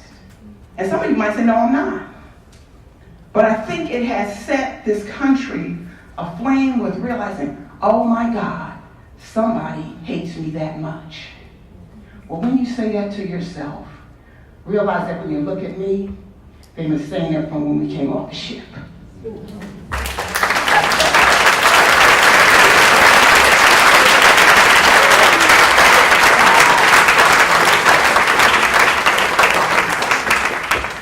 I'm not nearly as articulate or, eloquent as most of the people who have gone before me, but I grew up in Durham. I go to UNC Chapel Hill. I'm about to start my senior year in Women's and Gender Studies and Jewish Studies, and I am trans and Jewish, and those identities are really important to me, and so I wanted just to share some statistics that I feel like are also relevant to this conversation.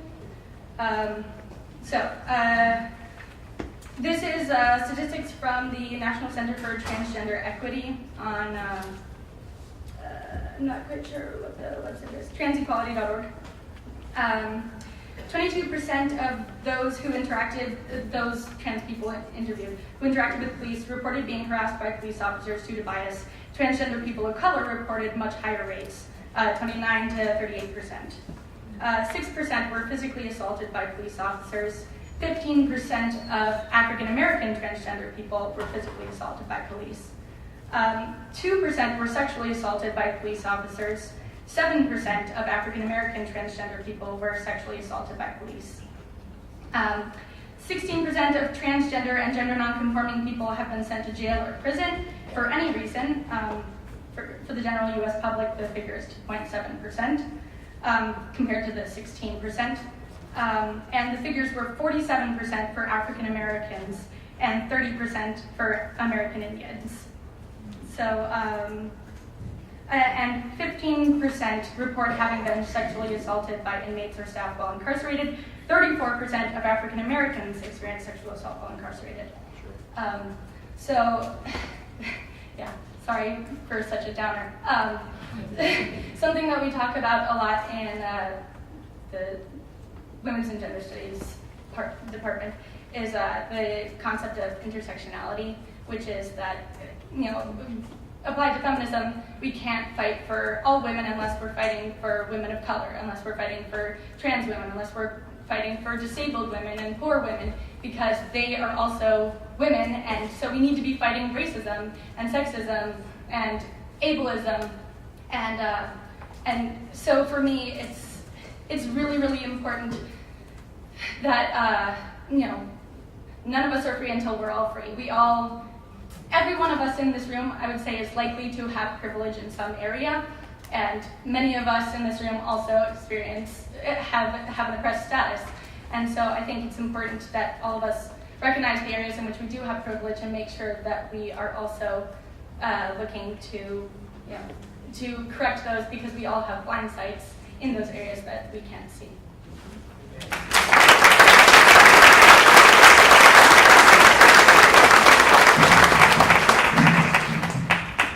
Hello, everyone. I just wanted to say a few quick comments. My name is Lydia LaValle. I'm the mayor of Carrboro, and I wanted to just, first of all, say a few words about our police chief who was not able to be here tonight. I know Braxton, our former alderman, pointed out that he wasn't here, but Chief Horton wasn't able to be here. But I wanted to just kind of, some of the programs that Chief Blue talked about, I just wanted to make sure that folks here knew what we're doing in Carrboro, very, very much in step with what Chapel Hill's been doing. Our officers have undergone implicit bias training. We also have had the report from Dr. Baumgartner and sat down and examined it and talked about it a lot. We also have the consent form to search, our officers do. The body-worn camera issue, Chief really didn't want us to talk about the politics of it, but what's a little unfortunate about that policy is that we've been working on it for the last couple of years in conjunction with the ACLU to come up with a policy that we feel like is a really good one for both law enforcement and for citizens who are stopped. And the General Assembly passed a law kind of saying how the body-worn camera policy has to work, and so we're kind of looking into that now, how that's going to affect the way we are going to have the policy set up. Our police force also has, as Mr. Campbell mentioned, the Citizens Police Academy. I'd like to encourage anyone who wants to take part in that about once a year. You get to see the inner workings of our police department. And we also have had many community forums in Carrboro. We have neighborhood forums whenever anyone asks for them. We also have coffee with the cop at a lot of the locations in Carrboro. Friday morning, a couple days ago, I happened to be over at Rogers Road at RENA, the recreation center, community center, very, very early in the morning. And I rode up on my bike, and Mr. Campbell was cooking bacon. It smelled really good. But anyway, we had a bicycle rodeo there that morning. And I wanted to point out, that was another example, wasn't it, Mr. Campbell, of we had a couple of our police officers there. We had some police officers from Chapel Hill there, had sheriffs there also with the kids out, had a bicycle rodeo that morning. So I think that's an example of how we try to work on that. And that morning, I had to go somewhere else immediately afterward before I really learned about the killings in Dallas that day.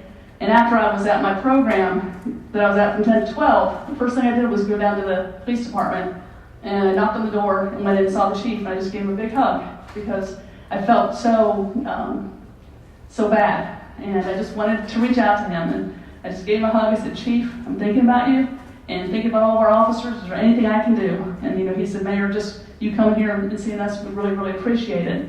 But I want us all to also kind of really, think about what, poor Chief Blue has been up here practically having to run this program, and I think that many speakers have talked about this is really all on us. It's really all on us too, to really work on ourselves and our relationships with each other in our community, because we own our community. I'll kind of close by saying, let's see, I have a couple of other quick comments. A few weeks ago, on a Sunday morning, I woke up and heard about the shooting at the Pulse nightclub in Orlando. and felt really extra horrible that morning. And I got this text that morning from a friend who said, it was something very simple. It was something like, thinking about you this morning and I love you. And it was a friend of mine who's African American. And I think she just got it. She knew what it was like for me to wake up that morning and feel like, my gosh, someone attacked my community just because of who we are. And I know another citizen kind of spoke to that here today about how we really need to kind of think about putting ourselves in each other's shoes. I am a member of the NAACP. I have attended the Organizing Against Racism programs here. They're fabulous. They're helpful. We all need to really learn to get along with each other better and understand each other better. Thank you.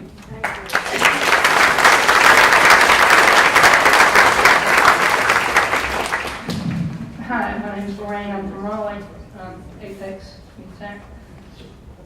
I wrote this down because I'll get nervous. I'll ramble a little bit less if I don't. So yeah, race has to be dealt with on a much broader spectrum than just what's going on with police. And I'm gonna go here for a minute and say, us good white people have got colleagues over on our stuff. I would love to say, and I think at one time maybe before some people had maybe looked at a few things, I would say, well, that's not me. I don't make those assumptions. that doesn't ever go through my mind. I would never do that. Oh, come on. I mean, us good white liberals, we look at, I don't know how we can be raised in this society and see the stuff we see on the media and everything else from the time we even know we're looking at a TV screen. I don't know how any of us cannot be affected by that and not carry it at some deep level. We don't want to. I wish I didn't. But it's there. I have to work on it and do what I can to get better. So, we've been, a lot of us, particularly at the beginning, when we're standing up and asking questions of the folks at the front, we need to be asking each other some questions. Because it's not just everybody else. If it was just everybody else, we'd be, if it was really just everybody else, well, then there wouldn't be a problem, would it? Because I don't need that to be left. And it's, the OAR training has been helpful to me. I was fortunate to have some people, like I said, called me on some stuff a long time ago that's helped me a lot. In terms of getting to know each other and it being on a broader level, it's not just seeing each other, like you said, at an interfaith service. It's sitting around at a dinner table. I mean, and maybe I'm the only one, but how often, for most of us, are we sitting around at dinner with somebody who doesn't look like us? My partner and I met a few women at one point, and we decided that we wanted to start addressing the racial divide in the LGBT community, because doggone it, we should know better. We should know better. And so we started talking about, well, can we do this? Can we do that? And we ended up backing off and saying, well, why don't we just get to know each other first? So we've spent the last several years just getting to know each other, going out to dinner and talking, and we've built up enough trust, and now we can talk about pretty darn near everything.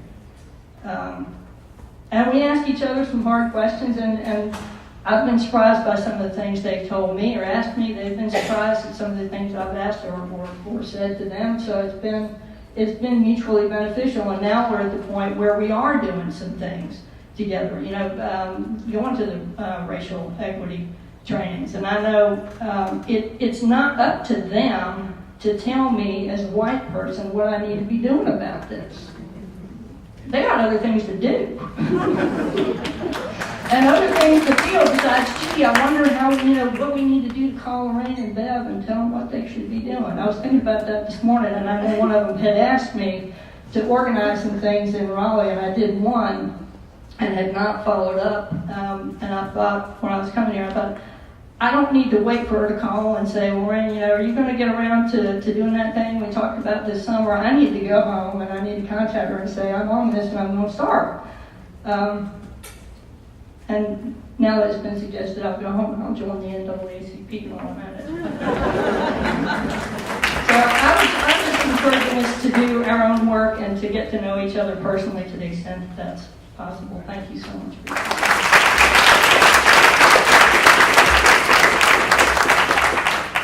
I just have one question for Chief Blue. I don't know how, maybe you can explain it to me. I know you said the body cameras, they can turn them off and on. Now the ones on the vehicles, how do they start when the vehicles start, or they have the option to turn them on and turn them off? Thank you. Yeah, the ones in the cars start recording as soon as you turn the lights on. In fact, they're always recording. It's called pre-event recording by 30, 60, 90 seconds. So you can turn the lights on, kind of like your DVR phone goes back and grabs the 90 seconds or 120 seconds prior. Body cameras can operate the same way, and you can set them so they're on all the time. So there are a variety of policy approaches to it. My point in sharing that story is they're not perfect. And what we really, this whole discussion tonight for me just reminds me that all of this is about trust. It's all about trust. Because I do know that the day I need that camera is going to be the day I left it sitting home. The only thing I'm going to have to rely on that day is trust. So I'm going to elaborate a little bit more on why, beyond your answer, because I want to say it before we get out of here. I noticed the quality and volume of people applying to be police officers is dropping like a rock off a cliff. And we're trying right now very hard to hire people to work in this community as police officers. And it's all we can do to find 2 or 3 acceptable applicants. And I hope what you all will do, those of you who are of a mind, might apply. And if it's not you, maybe it's somebody in your family or a friend who you might encourage. Because I'll tell you this, I mentioned earlier that I grew up in this town. I didn't grow up wanting to be a cop here. I grew up wanting to stay here and do something important here. And there are a whole lot of people in this community who have that same love of this town and the people in it, who are similarly motivated, maybe didn't think about being a police officer, and they might turn out to be chief of police one day. So I encourage you to help us with that, because I do think this community needs to be served by people who represent this community. That means people who understand it, who grew up here, who look like all of this room looks, very different and diverse, and we need your help with that. The other thing I will say, just to put a plug in, and you heard from others, about the Community Police Academy. Our next session is in October. You'll get a chance to, if you come enroll, you'll get a chance to ask even more probing questions than the ones you asked today, and you'll get better, more complete answers too, because we'll have time to prepare for you. So I really encourage you to do that. Those who have done it, I think, have found it to be useful, and it's another one of those trust-building opportunities. So thanks for letting me say that.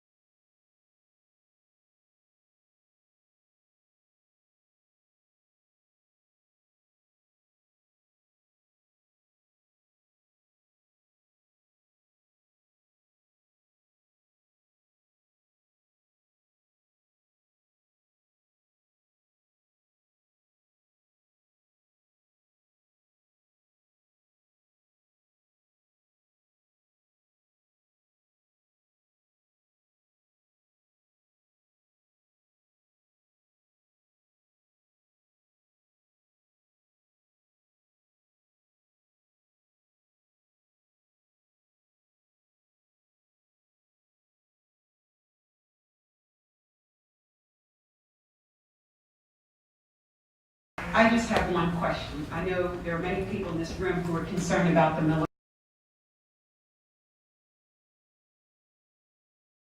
militarization of our community. So if you could just share, to the extent that you can, what do we have in this community that is military? Well, let's see. For those of you who came to a forum we did down at the library 18, 24 months ago, you saw an armored car. We do have an armored car. And as you might have gleaned from following coverage in Orlando, that's the kind of tool that you hope you never need it, but when you do need it, it serves its purpose, and it did in Orlando. Their access to that armored car probably saved some lives that morning. It's also a tool that you will never see us driving around town unless we're using it for something. And thankfully, I don't think we've had to deploy it for real ever. We've had it for 6 or 7 years. I'll tell you something else. We got rifles. We got a lot of them. Anybody get the newspaper this weekend? Did you open up the Dick's Sporting Goods circular? Yeah. What was on the front page above the fold of that circular? AR-15s. Right. All those guns that we see, they scare us. And what I know is they're everywhere. They're everywhere, and it's getting worse. I'm treading on treacherous ground here. I'll just say this, I think about that. That is what I think about at 3 in the morning. That police officer walking up on a traffic stop, not knowing what he or she is going to encounter. And I know, just like you know, that there are hundreds of millions, and no, I didn't misspeak, of those guns out there, and the men and women wearing your uniform face that. So, and in fact, if you saw the officers who were killed in Dallas pinned down behind concrete pillars as a guy with a rifle advanced on them, and they didn't stand a chance. So not only did they not stand a chance in defending themselves, they also didn't stand a chance in defending those unarmed people who were there peacefully protesting around them. So we got rifles. Our officers have rifles, and stand behind that. You also won't see them on barking dog calls. And I'll say that to be funny, but I'll tell you we're responsible about how we use them. If you ever disagree with that, call me, please. But I want them to have them, hoping that they'll never need them. But knowing if they do, it's my responsibility to give them to them. And then the only other thing I think that's responsive to the question probably is the way some of them dress. And I will tell you that having been an officer out working on the street, stand up, Chief James. This looks really professional, really sharp, and not particularly intimidating, in my view, other than the fact that it's a police officer, just in general. But I will also say that that's not the most practical uniform when you're actually out working. So we do have officers that wear uniforms that look kind of military. And those officers generally are night shift officers who are out and about more, out of their car more, and largely interact with the community a little bit less. So I give them some latitude there because it helps them be more comfortable and do their jobs more effectively. And I do get feedback that from people in the community that was threatening. That's not lost on me. I think about that a lot, about going back to that all the time. But I do hear from our employees that this helps me. I'm more comfortable in this. It lasts longer. I'm in a car for 12 hours. I need something comfortable. And I try to be responsive to that. There's a balancing act there.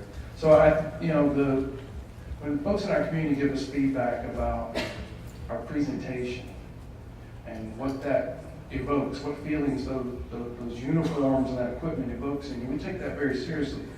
But what I said earlier about trust and the body camera question actually, in my view, applies in this question too. Because what I say to officers is, what you're wearing matters a whole lot less if people know you and trust you and believe in you. It's when they don't know you and they don't trust you that what you're wearing suggests something totally different. And I hope that they are out there acting upon that advice and thinking about that advice in every single interaction. So that's what I'll say about militarization. I will tell you, my email, I'm on it about 22 hours a day. Right? That's no joke. And my phone is with me all the time, and a whole lot of people in this room have the number. So ask a friend. I'm not going to broadcast it. And I really appreciate your feedback. I need your feedback. I can tell you that every single time we walk away from a session like this, our thinking is informed. Our policies are influenced. The conversations we have with our supervisors are impacted. And we've heard it from a lot of people here tonight. We need to do this more often. We just need to do it more often. I will tell you, we'll come if you invite us. I promise you that.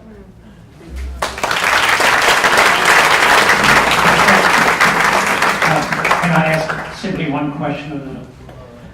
Thank you, first of all, for coming wish you well. Guns, guns, guns. There are too many guns in this country. And that's one of the problems. One organization in the United States, the NRA, doesn't mind, you know, the great number of guns we have. In fact, they want even more. So I have my personal problems with the objectives of the NRA. And unlike maybe some candidates who are running for re-election in Washington, they don't mind the NRA. So I would like to know, simply because I do not have the answer, is there any kind of a relationship that police departments in the United States have with the NRA? And if there is the influence of the NRA and the objectives of the NRA good for the police department or bad? Are you critical or are you not? Can you comment on this? Sure. We have no such relationship. They may exist. I mean, for example, one of the NRA selling points is their safe gun handling curriculum. And they've got comic books, all that kind of stuff for kids. I don't know whether that, I don't think that's geared towards police departments. I can tell you if it was, this one wouldn't be doing anything with it. And I agree, there's way too many guns out there. Way too many. And, well, speak to your legislators and get engaged and get out. So we've come to a close. I definitely want to make sure that we all thank Chief Blue and Dr. Baumgartner.